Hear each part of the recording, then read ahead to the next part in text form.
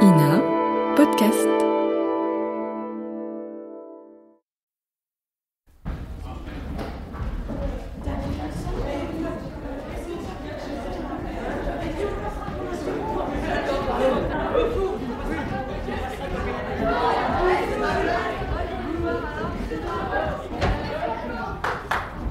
Un peu de silence, s'il vous plaît.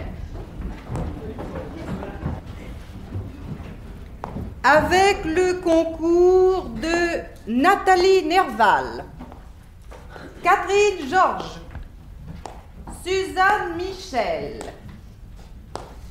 Geneviève Bucchini, Rosine Favet, Sabine Ravel et Marc Hérault,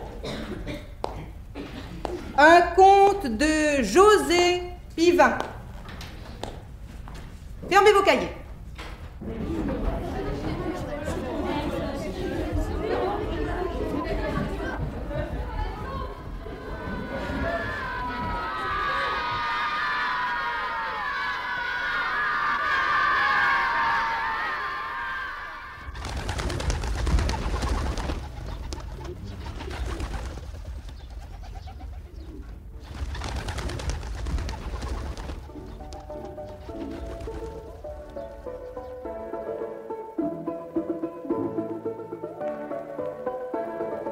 Une idée de petite fille.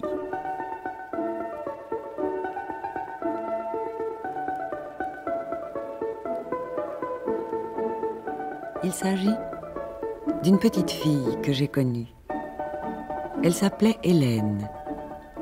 Ses parents vivaient dans un pays de plaine où rien ne paraît vivre devant les yeux du voyageur que la neige qui tombe en hiver et la poussière qui tourbillonne en été.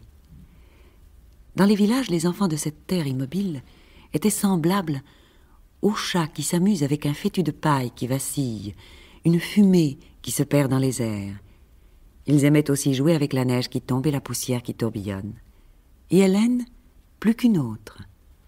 Et si bien qu'on s'arrêtait pour la regarder jouer, car, sans s'en douter, elle dansait.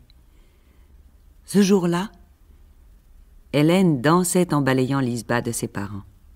Paraska, sa sœur, la regardait avec admiration.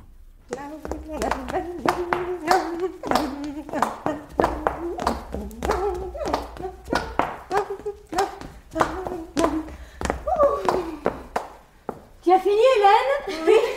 Attends, il y a encore un peu de poussière dans les coins. Et s'il n'y en a pas, je vais jeter de la cendre. Il y en a plein la cheminée. Youhou! Eh bien, Paraska, que fais-tu? C'était pour chasser les puces. Chasser les puces, en jetant de la cendre en l'air.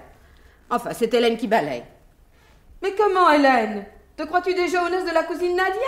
Tia, comme si t'étais au bal. Mais maman, Hélène ne pense pas aux noces de Nadia. Comment le sais-tu? Pour se croire ici dans une salle en fête, il faudrait une imagination que personne ne peut avoir. Que personne ne peut avoir, que personne ne peut avoir. Que veux-tu dire? La maison de tes parents ne te semble-t-elle pas assez belle pour toi et ta sœur? Oh, je n'ai pas dit ça, maman. Mais dans leur arbre, les écureuils aussi aiment tourner et sauter. Tourner, sauter, toujours sans ouvrir la bouche, comme si j'avais une fille muette. Mais arrête-toi donc un instant de remuer. J'ai l'impression d'avoir devant moi la voisine. Ah, tu vois bien qu'Hélène n'est pas aussi muette, puisqu'elle te fait penser à la voisine qui est bavarde comme une pie. Mais Hélène, elle te parle à sa façon. Elle parle à sa façon, c'est possible. Mais je ne comprends pas ce qu'elle dit. La voisine non plus, tu ne la comprends jamais. Bien sûr, elle parle trop vite, elle. Et puis, il faut bien le dire, je ne l'écoute pas. Mais ma fille Hélène, j'aimerais bien savoir ce qu'elle pense. Ah, rien de mal. Je l'espère, Paraska. Ce n'est alors pas comme Mania Taboroska, la marchande de peaux de lapin. Je voudrais bien qu'elle passe, celle-là. J'ai 3 peaux de lapin qui s'abîment. Je l'ai vue dans le village. Peau de lapin, peau de lapin. Chut, c'est elle, pourvu qu'elle ne nous ait pas entendus. Pourvu qu'elle ne nous ait pas entendus. Elle a la mauvaise habitude de coller son oreille aux portes une bonne dizaine de minutes avant d'y frapper. On dirait le docteur Calencar quand il ausculte un malade pour savoir ce qu'il a dans la poitrine. La Tabaroska, elle, c'est pour savoir si l'on est assez pauvre pour vendre des peaux de lapin à des prix de misère. Il me manque quelques sous pour remplacer les aiguilles que vous m'avez cassées. Va ouvrir la porte, Paraska. Oui. Et toi, Hélène, tu balayeras plus tard. Tu fais trop de poussière.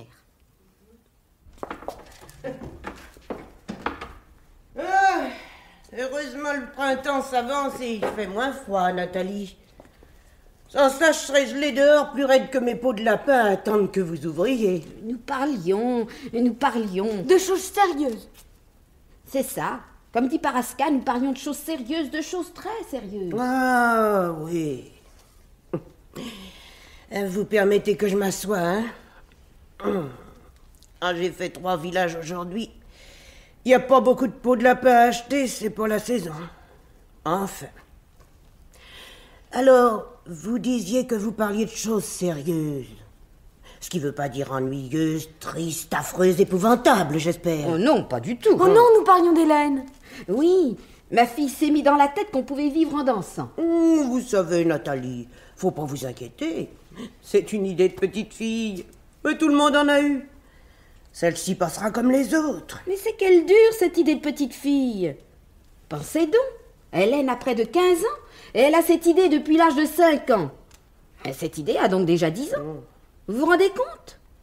Elle aime tellement la danse que je l'ai surprise en train de danser avec son balai.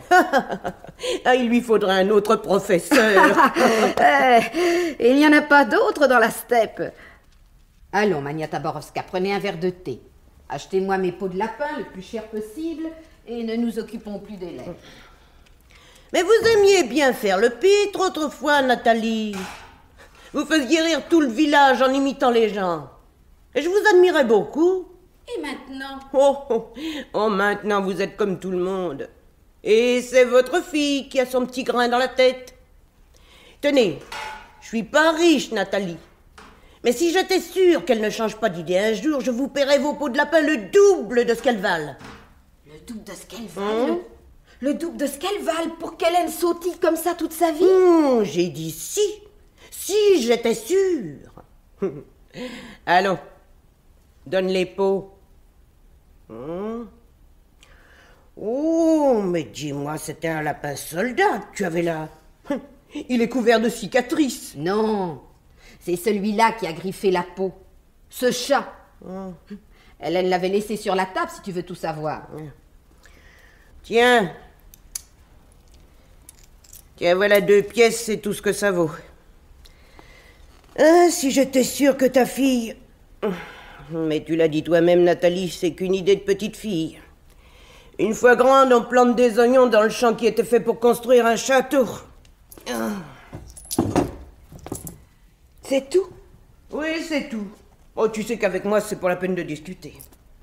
Allez, au revoir, Nathalie. Peau de lapin. Peau de lapin. Alors tu t'intéresses à la danse maintenant, en plus des peaux de lapin. Mais à tout, ma fille, à tout. Peau de lapin. Peau de lapin. Quelque temps plus tard, j'allais passer une semaine chez mon amie Hélène. Mes parents devaient s'absenter pour aller vendre du blé à une foire assez éloignée. Et j'étais trop jeune pour pouvoir les accompagner sans les gêner. Ils avaient demandé aux parents d'Hélène, au village voisin, de me garder pendant la durée de leur absence. Moi, j'étais ravie. Hélène et sa sœur Paraska le furent également en me voyant arriver avec mon petit baluchon contenant une chemise de nuit et quelques linges de rechange.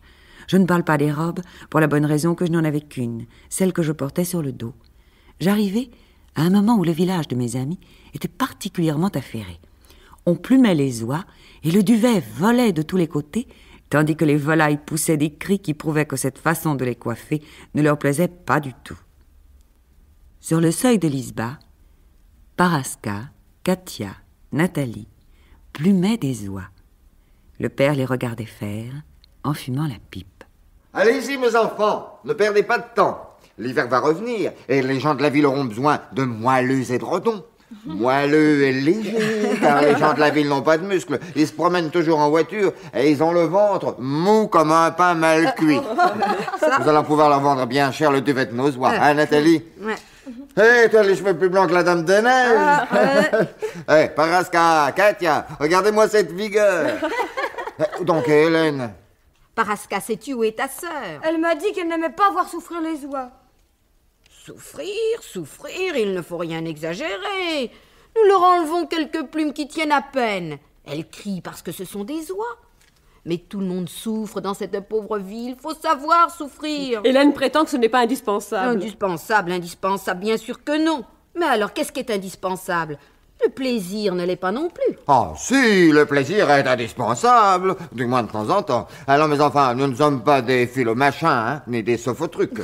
Les oies mangent l'herbe et les limaces, les villageois plument les oies, et les gens de la ville profitent des oies et des villageois. Ils seraient parfaitement heureux s'ils n'avaient le ventre mou comme un pain mal cuit. Tu nous l'as déjà dit.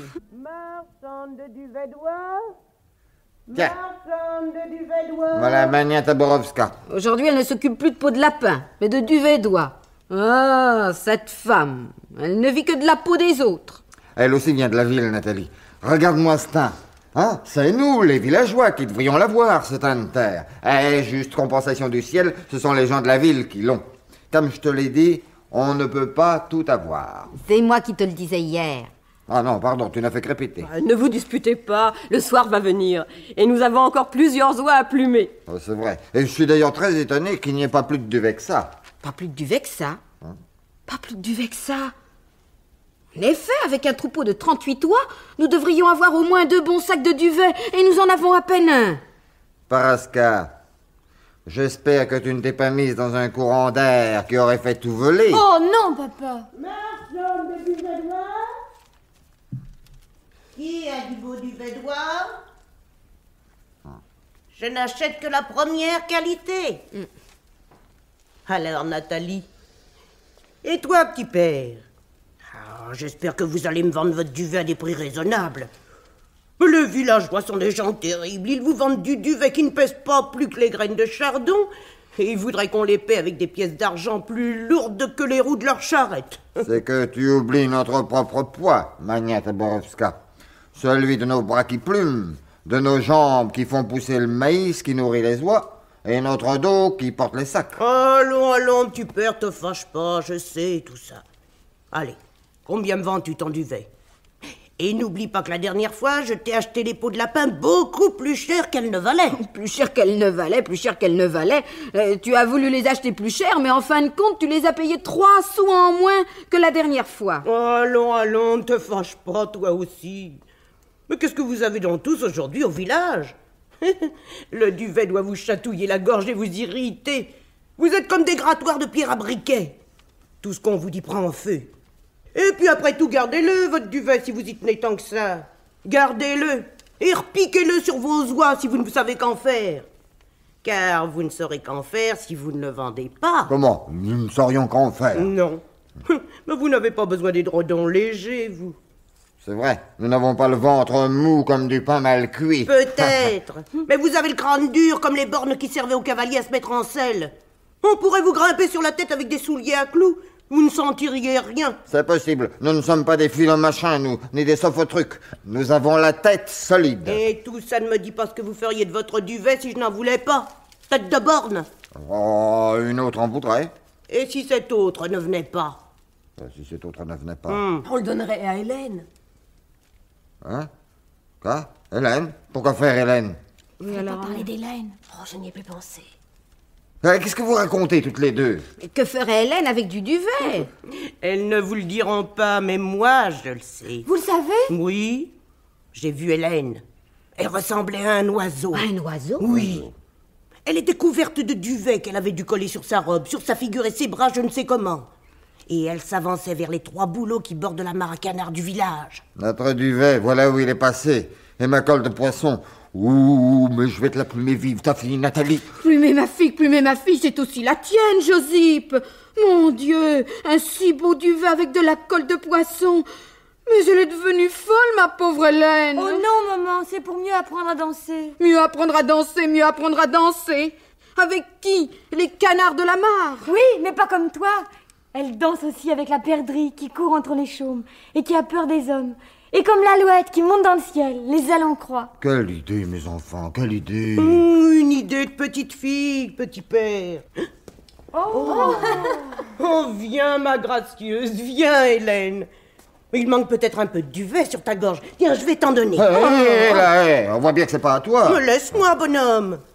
J'aime tellement la danse que si celle-ci me plaît, je paierai tout le duvet abîmé par Hélène. Encore ainsi dans tes paroles, comme une épine dans un matelas. Remets le duvet dans le panier, Mania. Et toi, Hélène, débrouille-toi pour me rendre ce que tu as pris. Et propre. Attends, petite mère. J'enlève l'épine. Ça ne pique plus.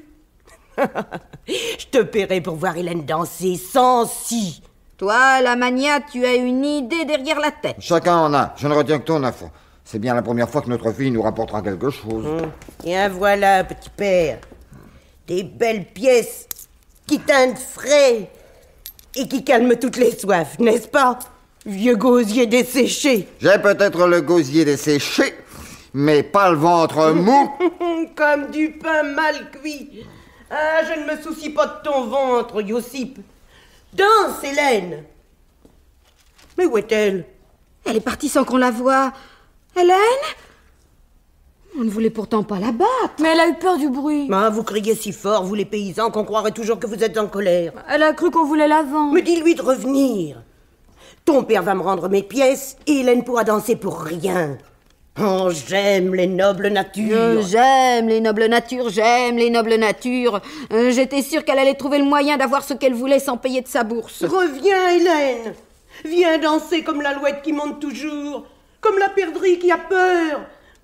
Mais va la chercher, Paraska, et dis-lui... Dis-lui que si elle revient avec ses plumes, je la mets dans la marmite pour lui apprendre à imiter le poulet jusqu'au bout. Pas le poulet, petit père. La perdrix, les ailes, la fuite, le vent. Es-tu venu pour acheter mon duvet? Ou bien faut-il te rendre cet acompte? J'achète ton duvet, petit père. Je suis venu pour ça. Et tu peux mettre la récolte dans mon sac et peser. Je ne sais pas si on arrivera à le remplir avec tout ce qu'Hélène a pris. Te voilà revenue, ma fille. Et ce duvet? Pas trop abîmé. Le veux-tu, Mania? Mets-le aussi dans le sac, après l'avoir pesé à part. Puisqu'il y a de la colle, il vaut moins cher. Tes crises de générosité sont passées. À mon âge, il vaut mieux une vie régulière. Vous me donnez assez de tracas avec vos discussions sur les prix. C'est toi qui as voulu donner de l'argent pour qu'Hélène danse. Une idée de grand-mère, Yossip. Tiens, voilà. Et aide-moi à soulever ce sac et à le mettre sur mon épaule. Tiens, ne veut pas s'en aller avec moi, votre duvet. Tiens, prends, Hélène. C'est pour toi. Sois légère et vole comme ces duvets. Pendant de longs jours, le soleil écrasa la plaine comme la roue des charrettes soulevant la poussière. Puis il y eut l'automne. Et au bord de la mare aux canards, 3 arbres furent les premiers à perdre leurs feuilles. Hélène les regardait descendre, se balancer. Regarde, elle a fait voler tous les duvets du sac. Oh, quel gaspillage. Et maintenant, que fait-elle? Tu le vois bien? Elle regarde les feuilles tomber. Oh, elle n'en a plus pour longtemps, l'hiver revient. Hélène regarda la dernière feuille tomber à ses pieds, puis les arbres noirs, et là, elle découvrit le visage de la marchande de peau de lapin. Mania sourit et s'approcha, son éternel ballot sur l'épaule. Plus de feuilles, plus d'oiseaux. Plus de feuilles, plus d'oiseaux, plus que moi. Danse, Hélène. Tous les musiciens du village sont avec moi.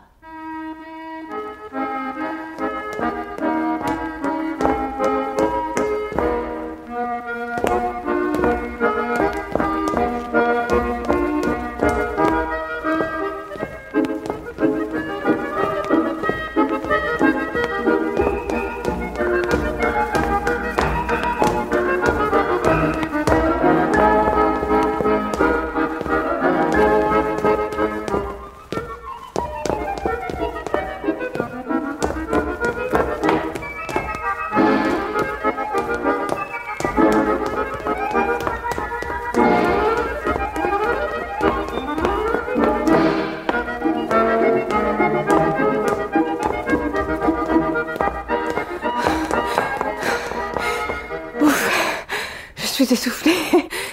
J'ai perdu l'habitude. Elle reviendra, ne t'inquiète pas. Ah, c'est bon de pouvoir se tendre et se lancer vers ce qu'on aime, n'est-ce pas, mon petit lièvre? Ah, oh, je me suis fait craquer quelques morceaux de carcasse. C'est vrai. Quand je saute, c'est pour atteindre quelque chose que je ne connais pas. Mais que j'aime. Que j'aime. Oui, ma petite truite arquée qui remonte à la source. Je le sais. Vous avez peut-être été une grande danseuse? Oh non. Non, je n'ai jamais su faire que de grands bonds. Ah, voilà tes parents, Hélène. Ils vont encore s'imaginer que je veux voler leur fille. C'est vrai. Malgré le cadeau que vous m'avez fait, ils disent que vous avez une idée derrière la tête. Une idée derrière la tête, une idée derrière la tête. Vous parlez comme ma mère. C'est que je n'ai pas compris du premier coup, moi non plus. Mais des idées derrière la tête, j'en ai 1000 qui attendent. Parce qu'elles ne sont pas assez courageuses pour se montrer. De vraies idées de lapin, même pas. De peau de lapin. Pendues au grenier depuis longtemps, sèches, empaillées. Et pourquoi les avez-vous laissées empailler? J'étais sans doute paresseuse. Et j'avais déjà cette habitude de marchande ambulante qui veut avoir une cuillère en or pour le prix d'une cuillère en bois. Je ne suis pas paresseuse. Mais je le sais, ma petite anguille qui glisse toujours entre les doigts, décidée à aller loin à travers les champs et les ruisseaux. Toi aussi, tu voyages tout le temps. Je marche beaucoup. Mais je tourne en rond. Si nous partions toutes les deux. Pour aller où? Où vont les duvets quand le vent les emporte? Tes parents viennent de ce côté. Je vais faire semblant d'arriver, hein?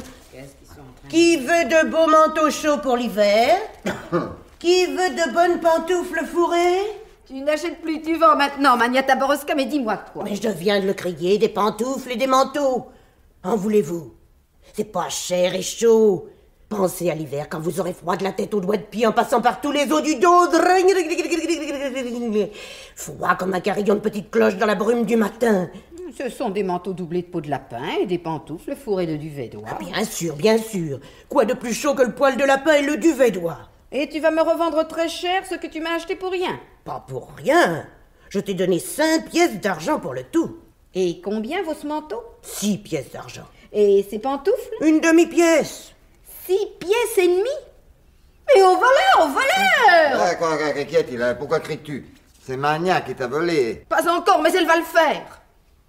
Elle veut me vendre 6 pièces d'argent et demi, un manteau en peau de lapin, une paire de pantoufles saupoudrées de 3 à 4 duvets. 10 fois plus cher que tout le sac qu'elle nous a acheté. Et tu oublies le poids de ceux qui ont fait les pantoufles, paysanne. Allons, veux-tu ou ne veux-tu pas de pantoufles?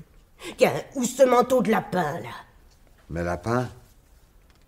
Je reconnais le grand qui remuait toujours ses moustaches, comme le faisait le notaire avant de boire son café. On aurait dit qu'il craignait d'être assassiné. Il n'avait pas tout à fait tort. Je parle du lapin. Alors, veux-tu acheter quelque chose pour l'hiver ou préfères-tu passer tes nuits à dire j'ai froid, j'ai froid? Me prends-tu pour un chien errant? J'ai une maison et tu bois pour me chauffer. Ah, tu te fâches, petit père, mais je sais que tu es riche. Je n'irai pas proposer une si belle marchandise à n'importe qui. N'importe qui, n'importe qui. Encore un mot qui sent le piège. Mais tu perds ton temps à me renifler comme un chien de chasse, Nathalie. Mais c'est plutôt moi qui dois me méfier des pièges que vous me tendez avec vos peaux de lapin mités. Et quand je disais que je n'étais pas dans la maison de n'importe qui, je le pensais. Tu te moques de nous? Non. Je suis dans la maison de la truite arquée, de l'anguille décidée, de la petite cuillère en or. De la petite cuillère en or, de la petite cuillère en or. Folle. Si vous me donnez la petite cuillère en or, je vous ferai choisir le manteau et les pantoufles que vous voulez, pour chacun de vous. Nous n'avons pas de cuillère en or, vieille folle. Autrement dit, je vous achète une idée. Une idée de petite fille. Et oui, elle veut parler d'Hélène. Ah, tu m'as comprise, toi. Je prends Hélène avec moi. Je l'emmène à la ville, je lui paie un bon professeur. Et quand elle sera devenue grande danseuse, tu empocheras l'argent qu'elle gagnera. Ah, ça, je ne dis pas le contraire. Eh bien, garde tes manteaux et tes pantoufles. Et moi, je garde ma fille. N'est-ce pas, Hélène? Je veux partir. Je ne veux pas être empaillée. Que dis-tu? Si je reste ici, vous allez me mettre au grenier et m'empailler. Elle aussi devient folle. C'est sûrement ta Borowska qui t'a raconté ça. Oh, tiens, je m'en vais, vous me feriez mettre en colère. Et ça me fait faire des erreurs de calcul. Hélène, ne te laisse pas mettre au grenier. Mais calme-toi, Hélène. Nous te ferons apprendre la danse, nous. Et tu gagneras beaucoup d'argent. Et tu pourras en donner un peu à tes parents. La vieille ne t'aura pas. On lui a tapé sur le museau, juste au moment où elle allait emporter le morceau. Vous voulez bien que je devienne danseuse maintenant? Pourquoi pas? Après tout, c'est un métier comme un autre. Dur aussi. Mais tu es ma fille. Tu n'as pas le ventre mou comme du... Comme du pain mal cuit. Mania! Je te donnerai aussi de l'argent quand j'en gagnerai. Peau de lapin, peau de lapin, petite cuillère en or, idée de petite fille, idée de petite fille.